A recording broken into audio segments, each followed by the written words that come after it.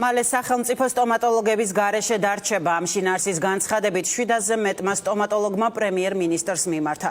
განცხადება სამედიცინო სფეროს წარმომადგენლებმა მთავრობის ადმინისტრაციასთან გააკეთეს.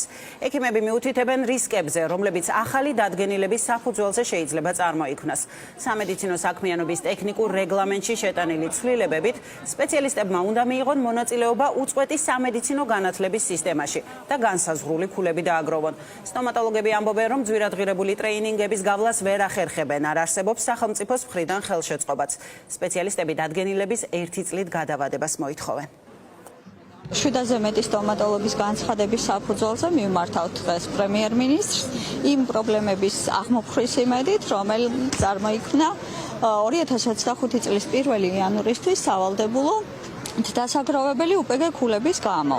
ჩვენ ცხადი არ ვართ უწყვეტი სამედიცინო განათლების და გადამზადების წინააღმდეგი, თუმცა ვთვლით, რომ ეს პრობლემები თუ არ აღმოიფხვრა, სტომატოლოგების გარეშე დარჩება მალე სახელმწიფო, რადგან ძირითადად ჯარიმები დაეკისრებათ და ამას ვერ გადაიხდიან, გადავა სტომატოლოგიური სერვისი იატაკქვეშეთში და ძალიან რთული გახდება იმ პრობლემების მოგვარება, რომელიც ეხება სხვადასხვა ინფექციების გავრცელებას. გავდიოდით ყოველწლიურად ძალიან ბევრ ტრენინგს, რომელიც ჩვენთვის პროფესიულად იყო საინტერესო, მაგრამ ახლა ამ ეტაპზე რეალურად ხდება ისე, რომ ისეთი ტრენინგებია ჩასმული, რომელიც როგორც ექიმისთვის პროფესიული განვითარებისთვის არაფრის მომცემი არ არის.